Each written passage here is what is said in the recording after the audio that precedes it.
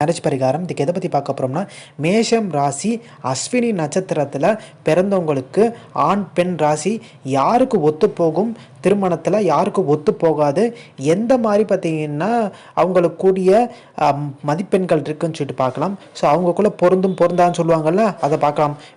மேஷம் தவிர்க்க பாருங்கள், அதனால நான் சொல்லவே இல்லை. ரிஷபத்தில் பார்த்திங்கன்னா கார்த்திகை 2, 3, 4 பாதங்கள் பார்த்திங்கன்னா மீடியமாக தான் சேரும்.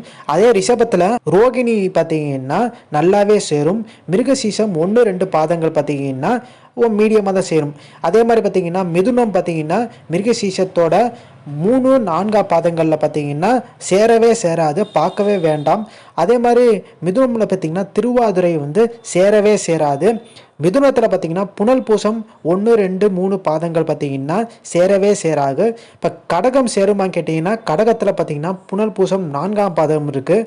ஸோ அது பார்த்தீங்கன்னா மீடியமாக தான் சேரும். கடகத்தில் பூசம் இருக்குது, அது ஒரு நல்லா சேரும்.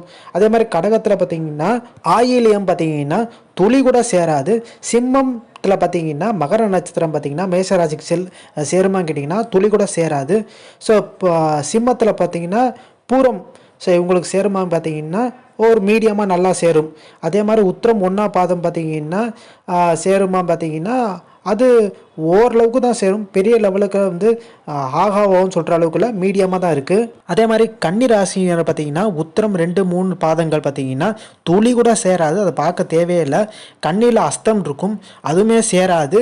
அதே மாதிரி கண்ணியில் சித்திரை 1, 2 பாதங்கள் பார்த்தீங்கன்னா அதுவும் சேராது. மொத்தத்துக்கு பார்த்தீங்கன்னா கண்ணியே பார்த்தீங்கன்னா மேஷத்துக்கு சேராது. ஏன் பார்த்தீங்கன்னா இது 6க்கு 8 பார்த்தீங்கன்னா வருது. சஷ்டாசமும் சொல்லுவாங்கள்ல, 6க்கு 8 பண்ணக்கூடாதுன்னு சொல்லுவாங்கள்ல, அது பார்த்தீங்கன்னா மேஷம் கன்னிக்கு வருது. ஸோ அதனால் பார்த்தீங்கன்னா கன்னி மேஷம் அஸ்வினி நட்சத்திரத்தில் பிறந்தவங்க கன்னி பார்க்கவே கூடாது. துலாமில் பார்த்தீங்கன்னா சித்திரை 3, 4 பாதங்கள் பார்த்தீங்கன்னா ஓரளவுக்கு தான் சேரும். துலாம் பார்த்தீங்கன்னா சுவாதி பார்த்தீங்கன்னா சேரவே சேராது.